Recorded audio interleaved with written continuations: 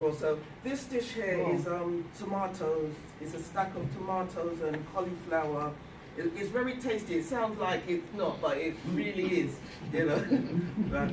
The dessert over there, that's is made out of like almonds and avocado. So get the creamy consistency from the avocado. You know, and obviously she's using like raspberries in this particular one for flavour and that.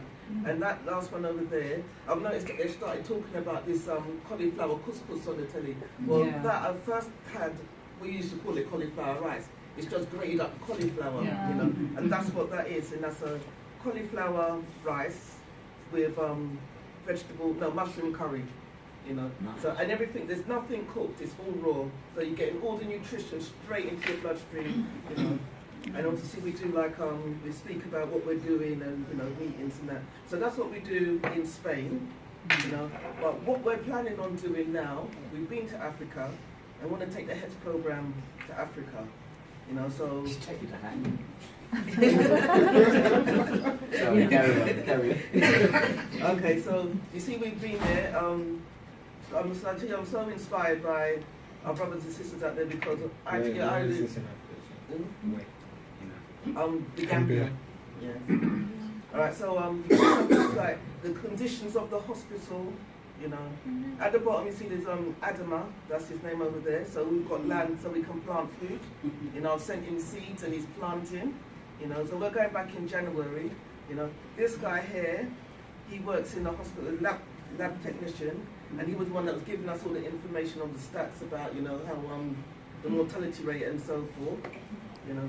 So where you see my Malunia Gardens at the top there, that's a Caribbean restaurant. She's from England, black woman from England, and she's moved up there and she's got a restaurant. But at the back she's got, you see where you've got the little umbrella thing, that kind of, she's building those huts in the back in her yard. There's 8 of them. And that's what we're going to be using for our HETS program. Yeah. So we've got the place, we've got the land, so we're working towards it. And then like you can see the children, I'll tell you so, we can do so much out there to help, and it's, you know, we got enough to share, you know, so we just need to just tidy up ourselves, pull up our socks over here and help our brothers and sisters out there. Then we've got Frida here, she's our nutritional advisor, you know, and raw food chef, and these are some of her dishes, you know, and all of them are help them, you eat to live to give you energy, you know. Can I just add one thing to that? I know they say raw food and that, but I tell you what, when you taste it, that's when you find the real taste. Yeah. You'd be very surprised, because obviously I'm on conventional food until I actually tasted that stuff.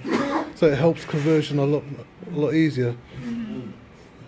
Sorry Sam, go ahead. Okay. So that's Frida, she's our nutritional advisor. I was going to explain about I know Courtney said don't complain. I don't complain, I just tell you about experiences.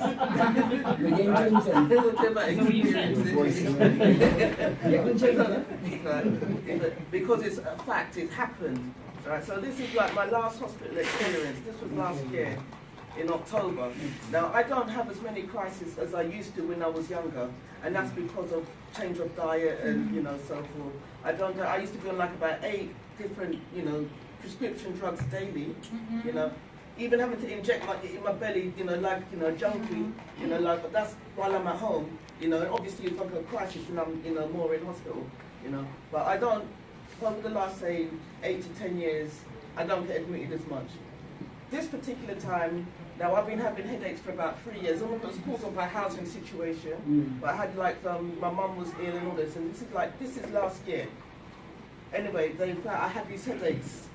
Finally, they give me a head scan and they said I've got aneurysm, which is caused by sickle cell. You know, the blood flow stretching your veins in your ear. Right, so now I have to go. Now I've had these headaches for 3 years, and now they see this thing in my head. I must come into the hospital straight away, be operated on the next day. This is their word. Saying, oh God, we've got to get into the hospital. I'm saying, can't I go tomorrow morning? They're saying I'm going to be operated on at 9 o'clock in the morning, the next morning. So what, can't I go to, sleep in my bed and go, no, we have to, because you have to be, booked in and this, that, and there. So to me, this is a rush. My life is at stake. I need to get into the hospital. Get into the hospital. Is a week later, this is Queen's Hospital. They specialise in head, you know, so it's like brain, you know, any form of cancer, anything to do with your head, you know, they're the specialists, so it's a specialist hospital. So I was in there, they didn't do nothing for a week. Every day my kids are saying, so what are you doing? I'm getting more and more worried. The thing is, what we found out is that nobody wanted to touch me because of the sickle cell. No one don't, you know, they don't know what to do. No one don't want to be the, you know, that one, the responsible one, you know. So in the end I had to contact my consultant at the North Mid, you know, and then she had to give them advice on what to do, and then the operation was done. But during this time, remember, I've been admitted, I've not been given no oxygen, no saline, and these are just the basics. And I've been telling them, this is while I'm still well. Remember, I've just got a headache. You know, at this point, I've just got a headache, which I've had for 3 years, you know, and I'm in hospital for them to fix this, you know, so anyway. So I'm able to, like, say, what, you know, because I'm not in crisis. They're telling me no, that you know, my children are getting upset because they know the things, and I said, listen, this could cause a. But anyway, they give me the operation. What happened? I haven't seen no crisis like that in all my born days. You know, it was like the crisis was bad enough, but what they were doing, you know, was even worse. They didn't know what to do. They pushed the bed in the middle of the ward, and someone get called away. They got me in the middle. I'm projectile vomiting. You know, you've got the cleaners walking about, Lord Jesus Christ, help this woman, not let you dead. You know, and you can hear all this, and you can't do nothing. I'm falling off the bed. I'm half on the bed, half off. And I'm sure like people that have been in crisis know. And the thing is, you can't do nothing about it. You're in crisis.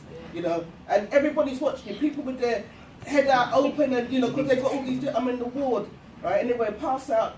Next day, I wake up and see like playing cards on my, you know, the table, angels and all this kind of thing. I don't know what is all this. I don't know. And I'm, you know, one of the women at the end of the ward come put it there because they're praying for me. They're doing it in any way they can. You've got the cleaners praying, Lord Jesus Christ. You've got woman leaving these spiritual sitting thing on, you know. So I'm trying to like explain the type of the whole ward for I was gonna dead. Put it that way, right? Then the doctors and nurses done. I'm running up and down, got me there, got the drip hanging out. Look, the thing, blood dripping. Wow. Let me don't even talk it. So, I'm talking about they need to be educated on how to treat, and I'm trying to tell them that even afterwards, and they're getting ignorant, like to say they don't need it because they're named doctor and I'm named, you know. But no one don't know my sickle cell better than I know my sickle cell. This is an important point, isn't it? Because you're an expert patient who advocates for other people with sickle cell, and yet, when you're in that position, you're just another one. Right. So this is so it's not a complaint. I'm not complaining. It's like I'm just trying to emphasize the need for sickle cell awareness, even with the doctors, the people that, you know, call themselves the experts, you know.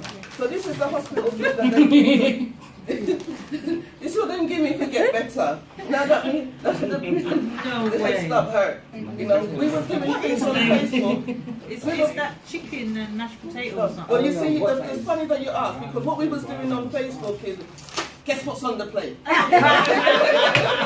And you've got people in Canada, you know, all over the place, America. Everybody guessing what's on the plate. It's a game we're playing. This is, all right, this is mashed potato with mashed pea and cod. That's cod in some parsley sauce.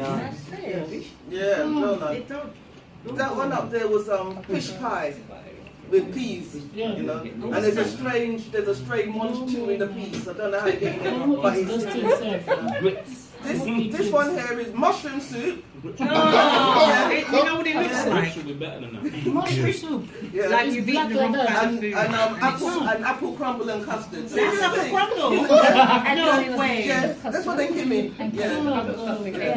That's what they gave me. Well, it's not like that here, is it? No. It's not that bad. But remember, this is at the national. Is this Queen Mary, did you say? Yeah, it's the national. It's called the national, but it's in Queen's Square. Yeah, the national. What part of the world is that? It's on West End. Near Russell. Yeah, that's it, Russell Square. Yeah. In London? I thought this was somewhere up in Any form of head trauma, that's where they send you. They're the leading experts.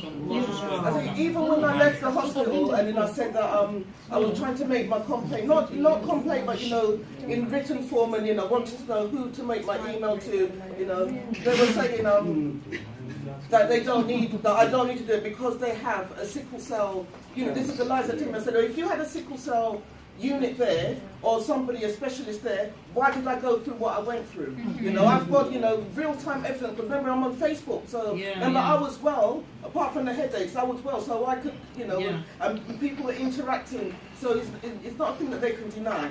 So everything's there, you know, but even still, it's still an ongoing thing because they do need to address. You know, the woman don't want to talk to me, the one that done the operation, but as far as I'm concerned, you need to be addressed. You need to be, because other people are coming. You know, I'm 50. I've got the aneurysm. I'm one of the older sickle cell warriors. But I was diagnosed when I was 4. You know, so now I've reached 50. You're going to find problems as people get older with sickle cell. You're going to find different issues, right? So sort yourselves out. You know, and that's what our groups are here to do, is to help you to know how to treat us. You know, and it's as simple as that. Right, this is healthy foods.